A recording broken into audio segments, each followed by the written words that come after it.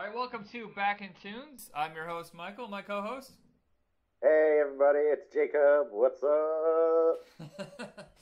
That is one long intro. I think that's one of the longest we've ever done. That was a minute and a half. I know, I was just about to. I wanted to play the cue music from the Oscars right now to tell that shit to Wrap wrap it that up. up. Well, I think Wrap it up. back in the 70s, man, people had more patience. Nowadays, the theme song has to be like, go, go, go, done, wrap it up, let's go. We have to hit commercials. Yeah. It was also very disco. I felt like I was on the Love Boat. Or on Saturday Night Fever. Yeah, not that I minded. I love those. I have no problem with disco. I know people really hate it, but you know what? Heavy metal, disco, punk, soul, I don't care. If it's good music, it's good music. Yeah, I don't know. I will debate that Kiss song. I was made for loving you. Oh no, that's when Kiss sold out, man. I don't know. Kiss is a weird anomaly. I love Kiss and I hate Kiss at the same time. Those guys Right. are amazing when they're not so focused on let's make some merchandise, let's make money. I just want to be famous, you know. That's the worst Gene Simmons ever, but you get my point. Yeah, no, but it was quite spot on. That is his personality. Yeah. Anyway, all right. So Battle of the Planets. Tell me a little bit about this cartoon. Battle of the Planets, aka G-Force, brought to America by Sandy Frank Entertainment. Sandy Frank has a constant joke on Mystery Science Theater because he did all those like kaiju movies, you know, like some of the bad. What's the turtle's name again? Not Oh, Gamera. Gamera. Thank you, Gamera, and like this bad Battle Planet of the Apes ripoff. Time of the Apes. He just did a bunch of like foreign stuff that he would bring over here. And I think Battle of the Planets is one of the only shows of his that really was of quality, of any quality, because most of it was just like low-end, embarrassing stuff. But before we get too far into this, let's go ahead. The whole season is available on YouTube. Let's go ahead and start the first episode and discuss it. Right now. Right, meow? Okay. Right meow. Meow. Blast off. Yeah, we had to skip the. You can tell there's obviously a Star Wars influence in the opening. I mean, huge score. You got the stuff scrolling across the screen. I love the fact that he describes 5 young people as if like, yo, hold on a second. There's no old people. Cool it. Nobody wants any gray hairs around here. I think it's ageism in this cartoon. Yeah, no, that's S to the B. I was like, wait, there's got to be some experience. Oh, they have a robot. They have a little R2D2 knockoff. Yeah, that is antennas. such a... Okay, I will bring this up since we're talking about that little R2D2 bastard.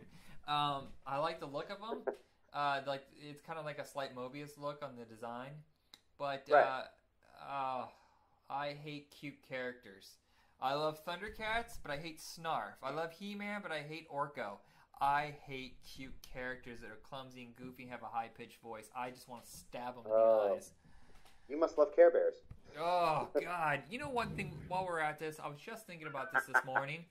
We, man, I don't know if at any point we're ever going to be able to discuss those kind of cartoons. Care Bears, Strawberry Shortcake, My Little Pony. Oh, shit. I don't know if we can do My Little Pony. Okay, this part, okay, when they were just flipping out in the intro, they're like flipping towards the enemy spaceship. Yeah. What the hell was that? I Seriously? don't know. I don't know. That was some cheap animation, and it's like you're flipping towards a spaceship. That spaceship could have flown already. You didn't even go into some flying stance. You didn't use those capes. Those look like they could be useful. Come on. Come on now. Hooah. Yeah, no, sorry, I didn't want to tear it a new asshole just yet. So there's so many different names for this cartoon. Battle of the Planets, G-Force, but of course overseas where it was created, called, I kid you not, Science Ninja Team Gotchaman. Science Ninja Team Gotchaman! Why is it so long? Are they even ninjas? I don't see any ninjas. I don't know. Plus, ninjas, you're not even supposed to know they're ninjas. They're secret. They're very secretive. Yeah. Do you think there's some ninjas out there, like towards the end when Ninja-Een wasn't so popular, that they're like, oh man, I'm going to have to make some business cards. I have to do some networking. I need some work. Or do they have like an agency for that kind of thing? Like, do you think they have a guy in an office with gold rings and fancy teeth being like, okay, I got a good guy for you. This guy has assassinated 1,200 people. No one's even noticed. And he's a solid guy. No one has to worry about him whatsoever. Hey everybody, sorry about that. That might be an awkward pause. My power went out and my Xbox went red and I freaked out. Thank goodness power's back on. So for you, the episode's still going, so this is an awkward moment. So I'm going to continue and shut up. Yeah. So yeah, I have to say though, this animation just looks really cheap. What? Really? To me, this does. For 70s animation, I thought this was actually pretty good. I don't know, but I don't like this giant, like, robot drill-nosed thing. I think the design looks stupid. No, it looks something... Oh, it's stupid, all right. It looks like something out of Gamera, for sure.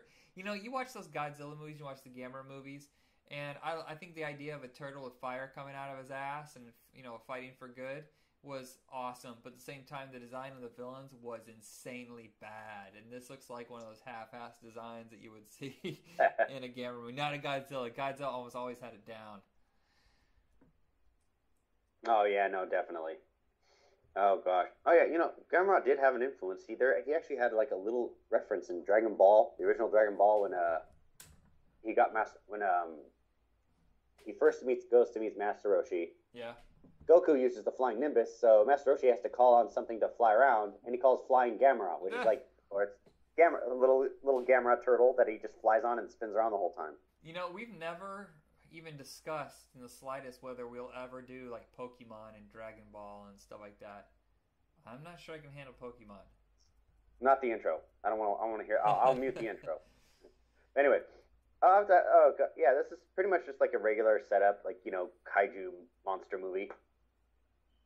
But yeah, I don't know. I just kind of got. I was like, okay, this is a boring introduction. When are we gonna see the characters? This is too long. Wrap it up. Oscar music starts playing in the background. You know, the company that I was thinking that Sandy Frank always worked with was, it's going to be hard to say correctly, Daiei! D-A-I-E-I. Daiei!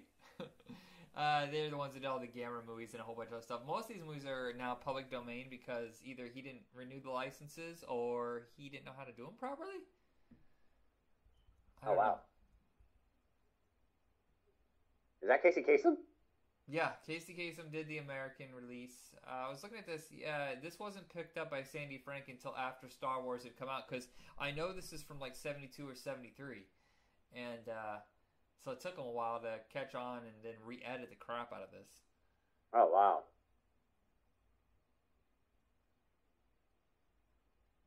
Very, very slow transformation process. Like, if he were to transform in the middle of battle, he would die. He would be gunned down. So, cool. There were 105 Gotchaman episodes, but after Sandy Frank, you know, chopped up and re-edited and added bits and pieces of new animation here and there, there's only 85 episodes actually for the American release. So I wonder if there is. I mean, there has to be a complete Gotchaman out there available somewhere. Probably. I'm not sure, but all I know is who's the robot actually talking to when he's doing all these introductions? I have no idea. Us? I mean, I know. I guess some cartoons would break the fourth wall and talk to the audience, but I thought that was like before and after the episodes, not during. Oh yeah. I think this robot's losing his mind. They're already showing.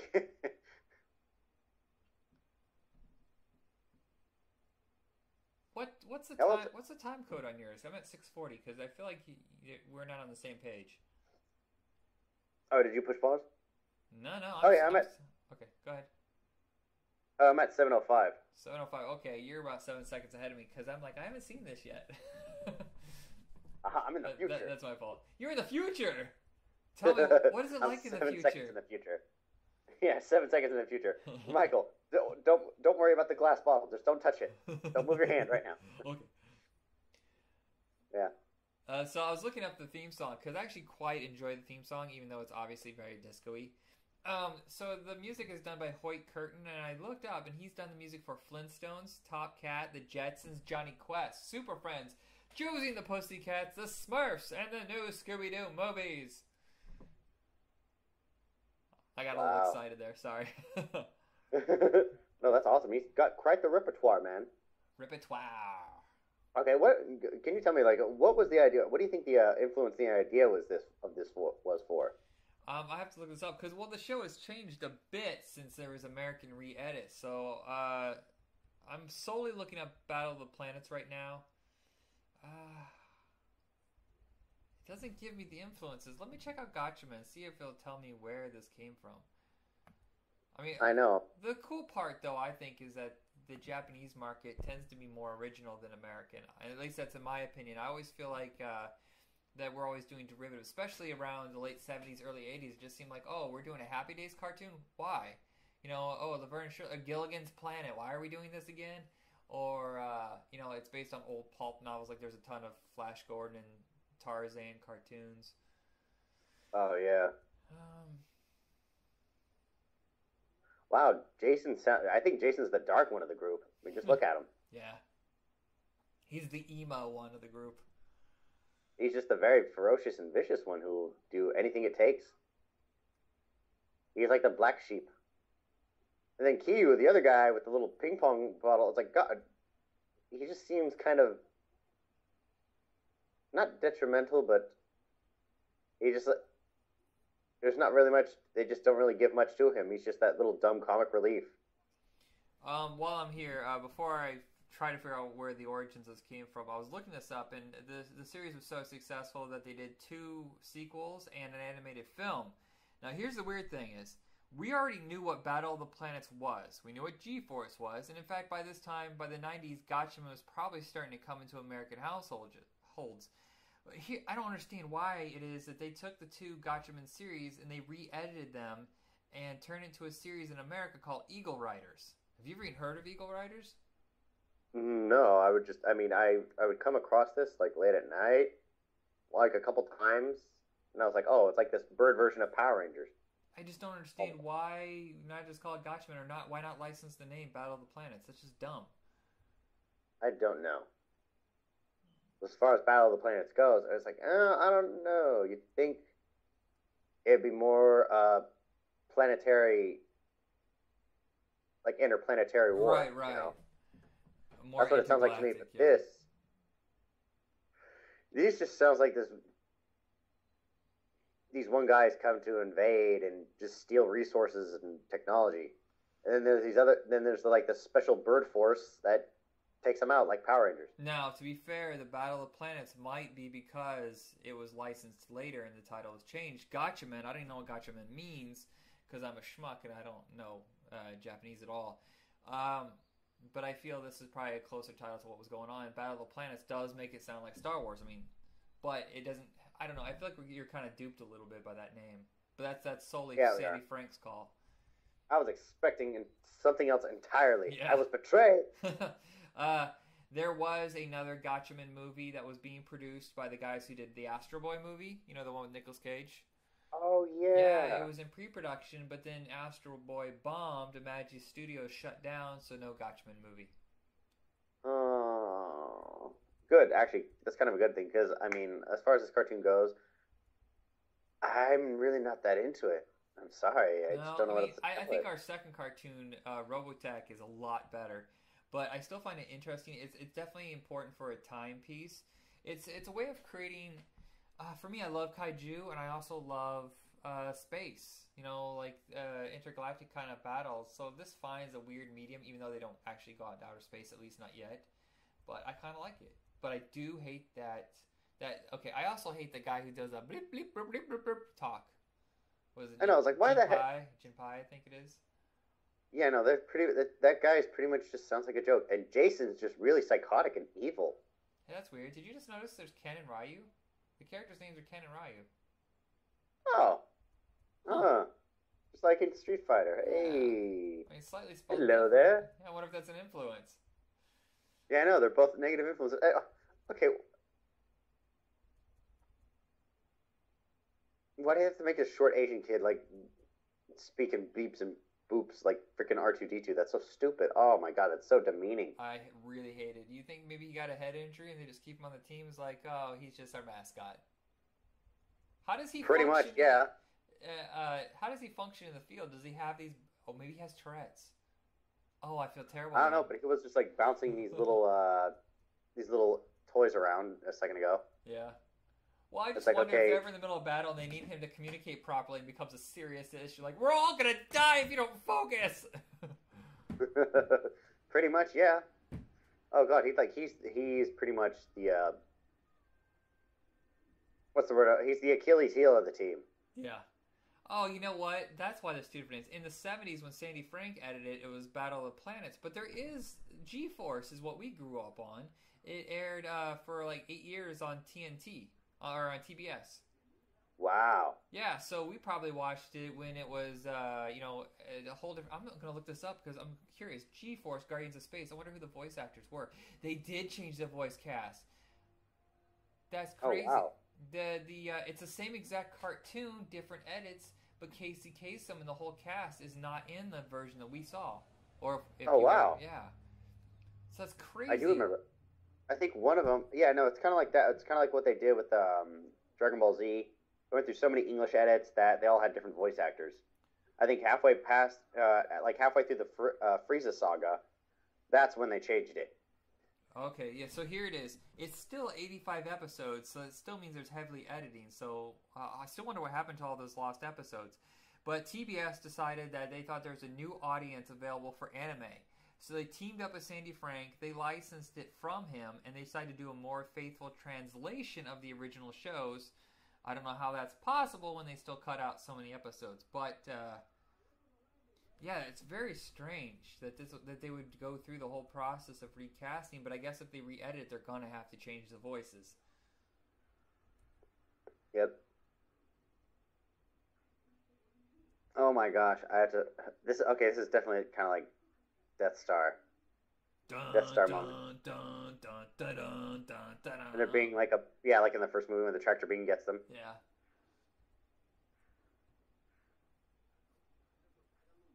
Shoot him. Shoot him. Just shoot him. He's like Jar Jar Binks of the group. Oh, no, don't even. Oh, God, I was even thinking about that. I call this the C3PO rule. I don't blame R2-D2. He's not part of the problem. C3PO is kind of a whiny, complainy, oh. And it was like a trend in sci-fi and fantasy to have that character that was kind of like clumsy and goofy. Or then, of course, they screwed the pooch with the Ewoks. I know people love the Ewoks. Oh, they are man. adorable. Okay, I like the Ewoks on their own. Did you ever see the Ewoks movies that they had on TV? Or the cartoon? Yes, they did. Yes, I did. I watched The Haunted Village. Yeah, I don't mind those, but I do get bothered in the middle of Return of the Jedi when I'm taken over by friggin' Ewoks. Fuzzy bears. I actually would have preferred Fozzie the Bear to come in going, waka waka. Well, Disney owns both of them now, Yeah. so hey, Oh my just god. might see it. What if they re-edited Return of the Jedi and threw in the Muppets instead? Like with Leia, instead of it being Wicket, that it was animal. Just drums, and he starts like pounding on her boobies. Just blah, blah, blah, blah, blah. Man, man. Yeah, no. Okay. Yeah, this villain here who takes like this lion persona. Or this cat persona. I guess cats and birds are mortal enemies. Yeah. As it should be. Of course. So so that makes sense in the design. So I'm guessing like those people are the bird planet inhabitants, and then there's a cat battle inhabitants. And there's octopus.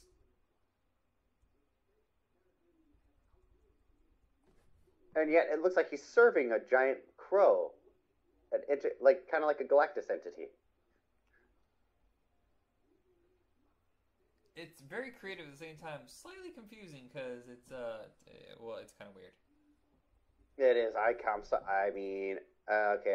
To be quite honest, I can't really get into this cartoon.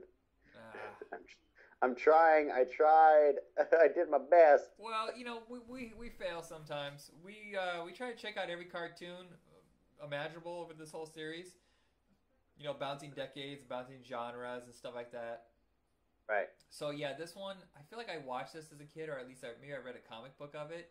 But like we discussed before, like during the Voltron episode, I didn't get anime when I was a little kid until much, much later. I wasn't raised on it. Let's just say that it was not available, and it wasn't until like the Cartoon Network really started like bringing out everything they could. give full exposure to every type of cartoon that I was like, oh, well, this is interesting. Like, I love Cowboy Bebop. And oh, yeah. There's one that Golgo 13 I really enjoy. I like the more mature ones or the ones that are kind of offbeat. It's going to be really rough if we're ever to the point where we are discussing Dragon Ball and Pokemon, because I could never understand a damn thing that was going on at all. I know, they were quite goofy. They were quite ridiculous and pretty much cartoons in themselves by having so many quirky moments. Yeah. Okay, oh no, hurry, G-Force, fly, fly. I remember they were talking about bringing this back for the comic books, I think about 15 years ago, and Alex Ross did a bunch of a bunch of covers for it.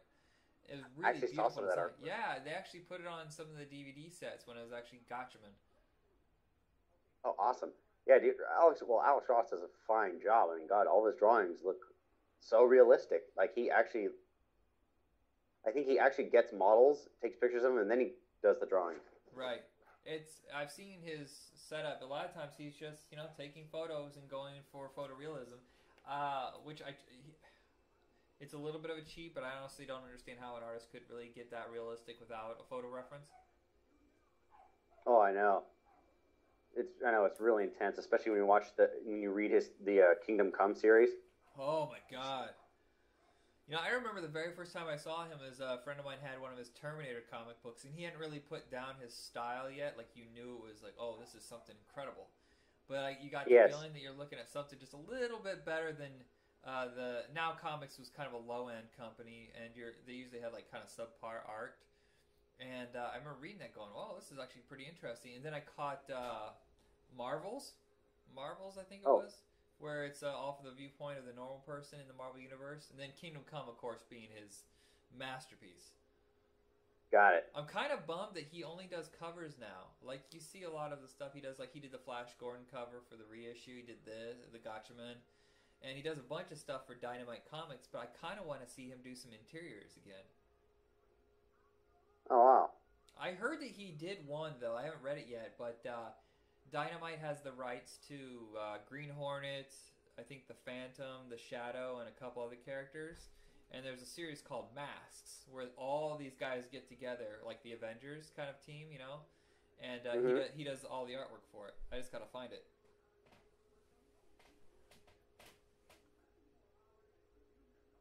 I don't like this voice. That's the robot, right? Yeah.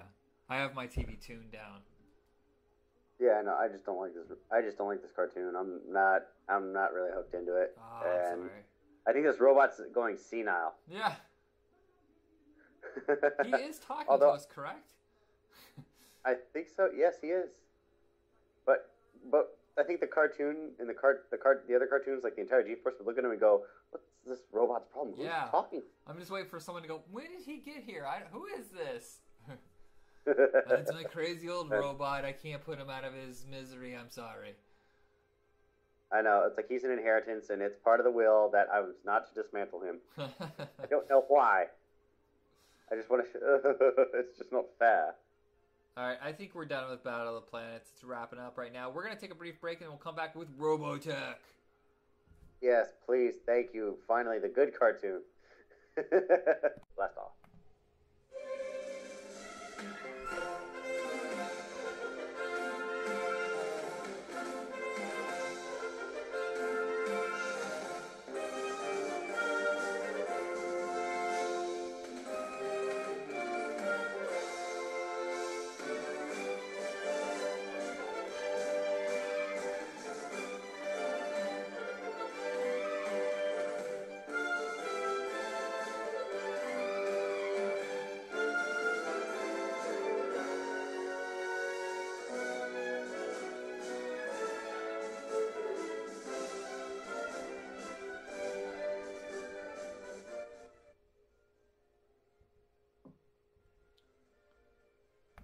Alright, welcome back to Back in Tunes.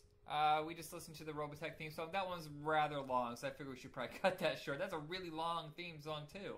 What up with that? Anime just really have long theme songs or something? Plus, they show a lot of really cool action scenes. Oh, man, I loved it. I just loved how that, like, the main robot just coming in, just, like, just fucking shit up, kicking all their alien asses. Oh man. Oh, right. So Robotech, this is one that I always heard about, but it was never available anywhere I lived. The only way you could ever get episodes is if you paid like $30 for 2 episodes.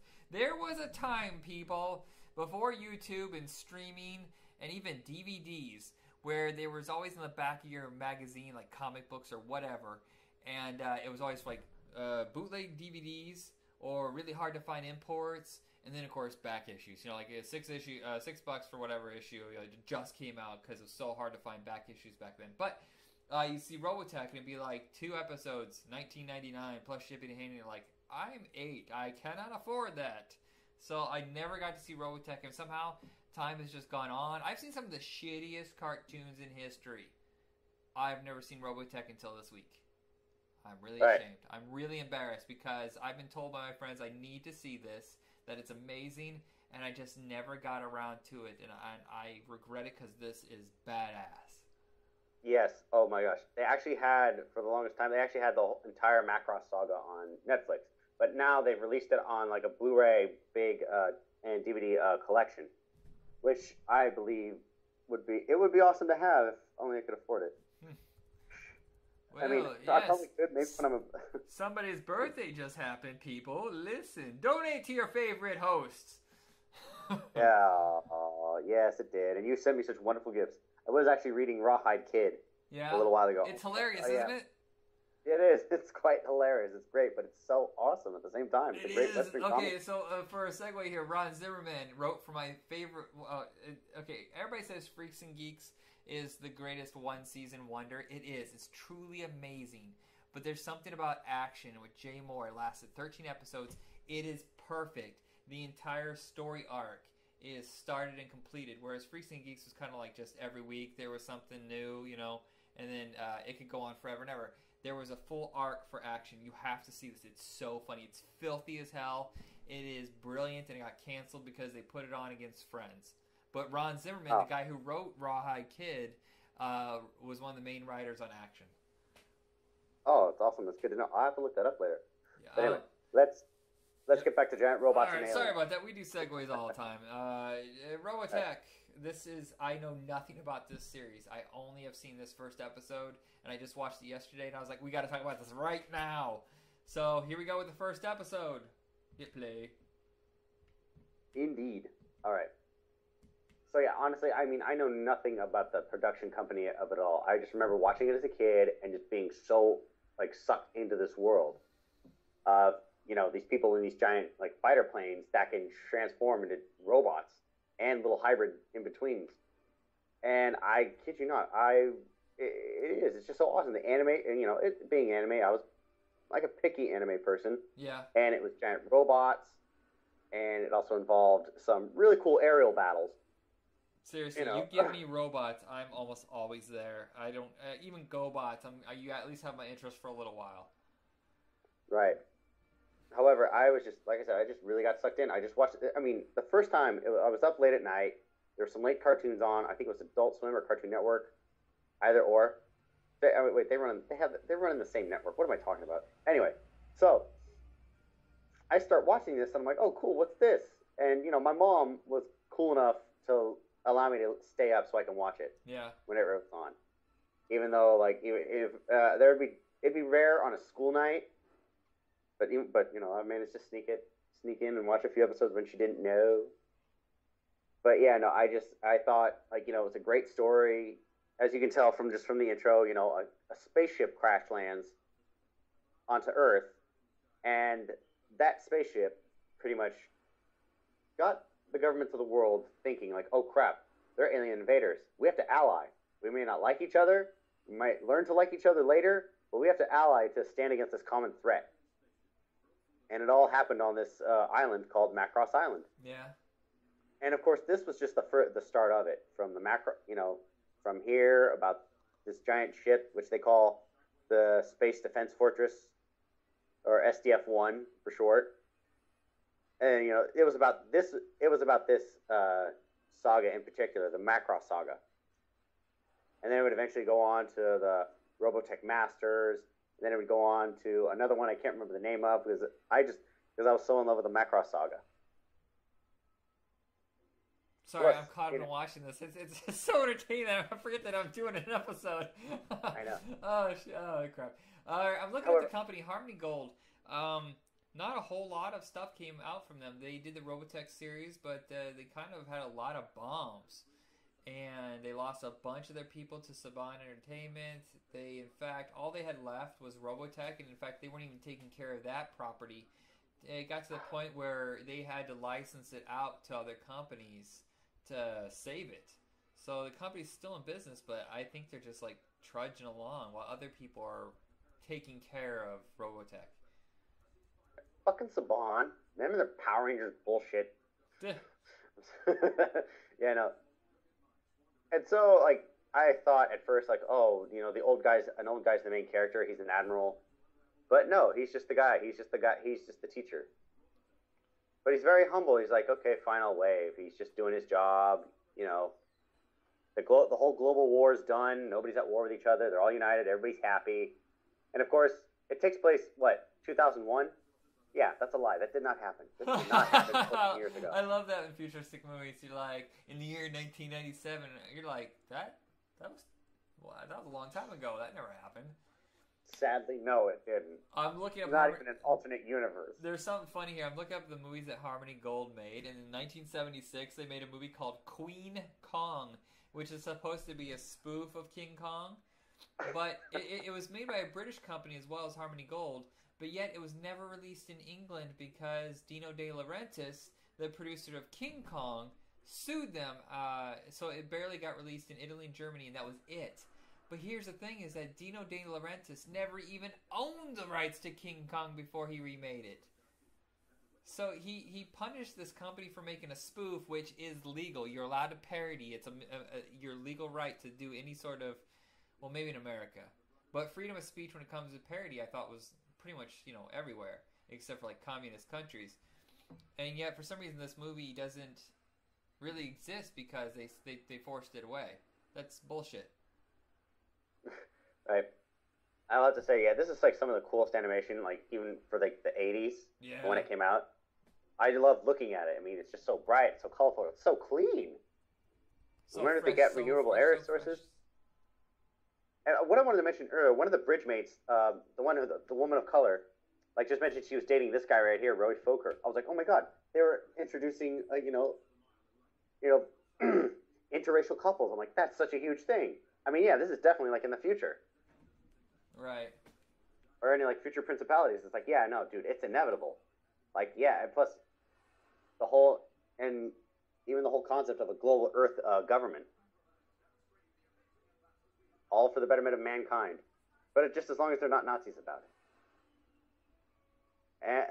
It's so beautiful, dude. I can't stop watching. It's amazing. I don't blame you. It's like tough to talk about while we're trying to watch this awesome cartoon at the same time. I have a visual erection. You have a visual erection. It just arouses your senses. You can't help getting into it. Oh, dude, it's gone now. It's gone now. It's going to be pulling out the Hitchcock. Oh gosh, yeah. Right. Like, yeah, sometimes the next commentary I do when I break out into voice, I'm just gonna yell at the character, be like, "Nope, damn it, Droopy, go home." The titles by Harmony Gold that were in the animation world was Robotech, Captain Harlock, which I've heard of for some reason. I guess it was on for a while. Dragon Ball, but only a handful of those episodes. Yeah, Gotchaman, Lensman. Oh my god, I forgot about Lensman. I used to remember that. I actually think I might have seen that as a kid. I don't know what this is, but Time Fighters in the Land of Fantasy sounds like a badass title. Right. It doesn't look badass. I know. I have to say, though, like, there's some interesting characteristics. Like, you can tell these two have history. They probably flew together during the whole global war epidemic. And I love how they're like trying to discuss the technology of these planes due to the technology they gathered from the SDF-1. But hey, it also just shows, hey, even without a great pilot, any of those ships could be taken down. Yeah. Yeah, and you've also got Rick Hunter like being like pacifist kind of pilot.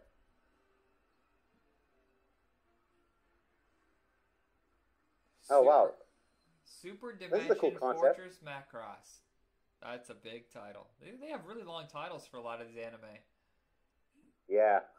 And it's, of course, based off and, they ended up calling it Robotech based off the robotechnology they discovered.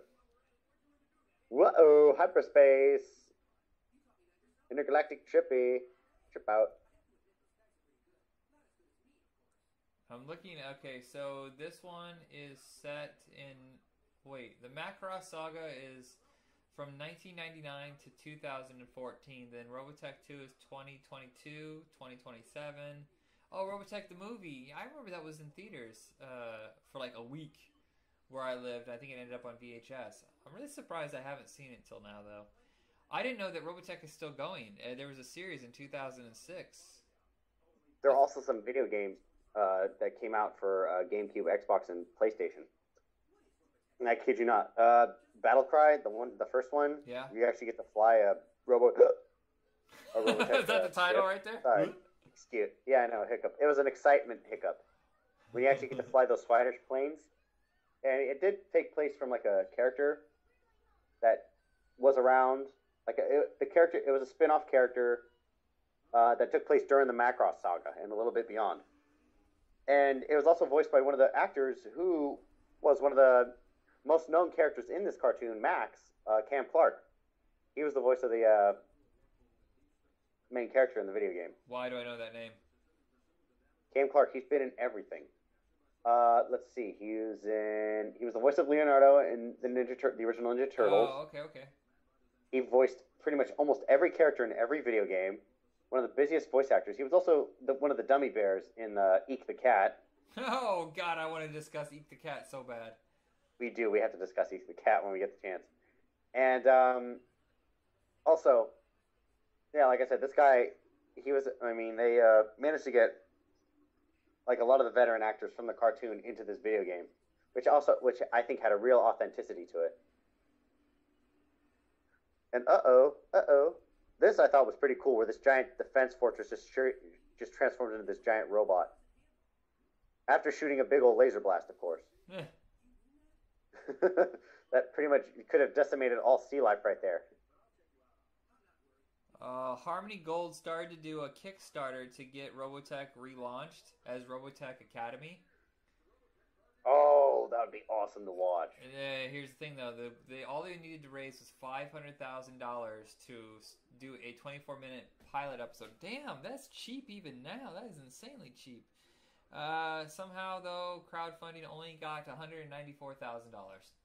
Oh. You couldn't get a measly $500,000 for an animated episode. That's bad. I know. Oh, Warner Brothers owns the rights? Oh my God, Tobey Maguire has the licensing rights for film. That's crazy. He's producing the film with Warner Brothers through Maguire Entertainment. Wow. You think he might be able to play? I don't know. I could see him playing Rick Hunter. Wow. I could definitely see him playing Rick Hunter. I'm not going to lie about that. I think he'd do pretty good. Uh-oh. No shit. Captain's Hold on a going second. mad. Tobey Maguire has stepped aside, and they offered the role 2 years ago to Leonardo DiCaprio, who has not said yes or no, but he's still interested. Wow. He's getting rather old, though, isn't he? Leo, yeah, but he doesn't look it. He looks the same. He does not age. I swear, he does not age at all. He has good genetics. That's Italian genetics right there. Yeah, so right now they have James Wan attached to direct it. You know, the guy who did the last Furious movie, Furious 7. Oh, my God. Oh, that would be awesome. Yeah, but he's doing Aquaman right now, so I don't like that. Okay, there's this thing in Hollywood where they do it with actors, too. If anybody has any sort of heat on them, all of a sudden they're attached to 12 projects.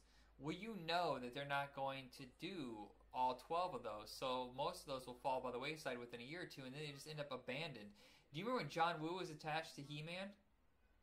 Yes. You know, and that never happened, but he also attached himself to, like, Spy Hunter and a couple other projects all at once. I think these guys, I hate to say it, but I think these guys are kind of con artists. They get attached to a project, which means they get a paycheck. It's like a holding deal. So they just collect, like, I'll just work on this for a couple months for $250,000 and then walk away. It's just, it's irritating. because you don't know if it'll Yeah, ever because happen. plus you need to put some like real artistic creativity and effort to just so many of these projects. You can't just focus on a million at once. You have to focus on one in order to get some real, in order to sell the real thing. Yeah, I mean, but then there is the thing, you have to take their side on the fact that a lot of people get attached to a project. It never happens, and they look around and they haven't made a movie in 6 years, and they're like, "Shit, I'm no longer even in demand anymore. So now I have to go hunt for a job." right. I have to say, okay, I have to say this about the villain design. I don't know. I thought that was, yeah, they're your typical like green aliens, but I don't know. For some reason I just want to say they're based off Russians. I mean, this is the '80s, the whole Cold War thing. Yeah. Maybe, and the threat. Maybe Oh my some god. people always try to perceive the Russians as a threat to global peace, when in reality it kind of wasn't. The animation on this is so exquisite. The special effects are just. I mean, I know animation is special effects, but oh my god, the way they did this. Ugh, I'm gonna cream in Plus, my there's always pants. so many unique characters to watch too. I was looking up. I do remember this being a comic book. There was a company called Comico, which had the rights to Robotech, Johnny Quest, and they also are responsible for Grendel. Have you ever heard of that one? No, I think I have. He kind of looks like Deadpool. He's just all black and white, and he's kind of an assassin, but he's a villain. He is truly a villain. And it came from that company, but Comico went out of business in 1990 and lost the rights to the Robotech. I'm not surprised. But Jim Lee's company picked it up for 3 years. That's the last time it was in the comic book form, at least here in America. Oh wow. Okay, so Yeah, sorry. I have a I'm a little fascination. distracted. Oh yeah, I'll go ahead and talk. I have a fascination. I want to see this. Robotech the movie, which takes place after this first run of series. Robotech the movie fascinates me because it comes from one of the greatest / worst film distributors in the world, Canon Films. They're the ones who did like Cobra, Masters of the Universe, Over the Top, Delta Force, a bunch of Chuck Norris, bunch of Charles Bronson. But they decided they wanted to get into the animation world because Care Bears the movie was the first like TV to film translation where it's like, oh, we watch this every week and now it'll turn into a movie, and it was a huge hit. It cost like $1 million and it made like 50 million worldwide or something like that. So all of a sudden, every small company in the business was licensing all these movies. We had the Transformers movie, GoBots, He-Man, G.I. Joe, and so they licensed Robotech, and they managed to massively fuck it up. It's ridiculous. If you look up the history of this movie and what Canon Films did to it, oh my god. It's like they saw the rough cut, and after they spent all this time, he's like, "Oh no, you're gonna change all this." So they had to have him remove tons and tons of footage from the movie already, and then they said, "We need you to have a new script and a new edit ready in 24 hours." What? That's insane. 24 hours, not 24 weeks, not 24 days, 24 hours. He had to come with a new script and a new edit. And then the new scenes he had to act out by himself in front of Golan Globus. I can't say her name, but Golan Globus. Yeah, thank you. So from that, him acting it out is what they agreed to. So it was produced, it was finished, it was still really, really edited to death to the point where it didn't make much sense. But they opened it up in limited release, and they saw that it was only being attended by adults. And said, you know what, we're aiming at kids here, so we're pulling out. We're taking it out of theaters and throwing it on video. That's stupid. If it found an audience, it found an audience. What do they care if it's adults or children? Wow. Yeah, it's a shame. Honestly, yeah, I think this series in particular deserves much more praise than it has received. And hopefully a live action movie would be in the works. Yeah, just like what they're doing with Good. This one I keep hearing about called Attack on Titan. I mean, it's getting a live action film. Yeah, well, isn't there something on... Oh, wait, is that an animated series? I thought that was a video game. I think it was a video game, and then it became an animated series. No. Yeah, because, now what was it, Hector was saying something about that a year ago, and I was like, what is Attack on Titan? And I was like, oh, I gotta know. I gotta see what this is.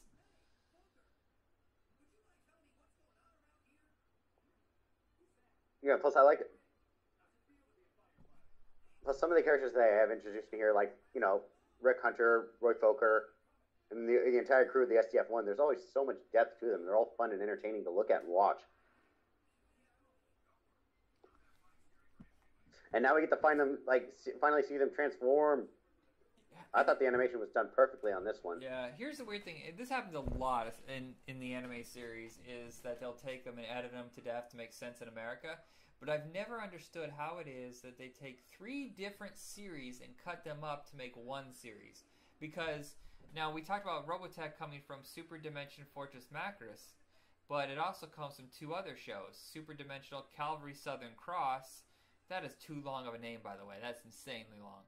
And then Genesis Climber Most PETA? How is that? Oh, I don't understand that at all. They just like their titles. Who knows? They probably get paid word for word. Yeah, but they combined all 3 shows into one, and they're not even related in any way. So how do you make something so badass and awesome? Because we're not just talking about the animation. I actually enjoy the plot line. I just don't know how to... It's like taking... Okay, so it's as if someone had said, okay, take Friends, Seinfeld, and Frasier. Now cut them up and make one show out of it. They wouldn't make any sense. Not at all, no. But honestly, for first-timers, I hope you all get sucked in just as much as we did. I mean, I kid you not, this makes you just want to fly planes. It's the only motivation I need. Yeah, but I want a plane that changes to a robot. Now, I remember, I don't know if I saw it in a parody or something a friend of mine said is, you remember when, oh no, it was in Transformers the movie. Do you remember when, what's the little boy in that movie? You know, his dad gets, Spike gets kidnapped or whatever, but his son, he's in a little robot costume and he changes. Well, it's full body. How is his body and organs not twisted and maimed and just gore mess? And crushed and stabbed, horrifying, and bloodied. I just thought about that. Yeah, I don't know. What if you're inside one of those machines that transforms, and all of a sudden you're like, wait, I'm not in the right part. Yeah, no, that was pretty weird, wasn't it? Man, this was kind of a trend at the time, as there was tons of these like combining, transforming robot shows. I'm okay with Voltron. I thought it was pretty entertaining, but this right here, this one wins. This is up here with Transformers, in my opinion. Yeah, that and Gundam. Those 2 are my favorite mecha. I have not seen Gundam. Is that in a future episode? I hope so. Yeah, you gotta give me some more of this stuff, because you were able to see this as a child, so you know more about it. I never got to experience any of this. Besides Appleseed, I never really got into anime, but doing this show, it's got me really interested. I know. All right, everybody. So I think we're done with this episode, Robotech Battle of the Planets. I hope you guys enjoyed it, and I hope nobody loses their mind. Like, how dare he never see this, Philistine? I know, it's never too late. Just like for Darth Vader, it was never too late, man. No. No. Oh, don't mention that scene. Like everything was all sad. You felt sorry for Darth Vader, and then bam, he says it like that, and everything. I just laughed my ass off when that happened. I always wonder, because, okay, so there's 2 different no's. There's James Earl Jones at the end of Revenge of the Sith, where it's real passionate. No! But then there's another point at the end of Return of the Jedi where it's re-edited.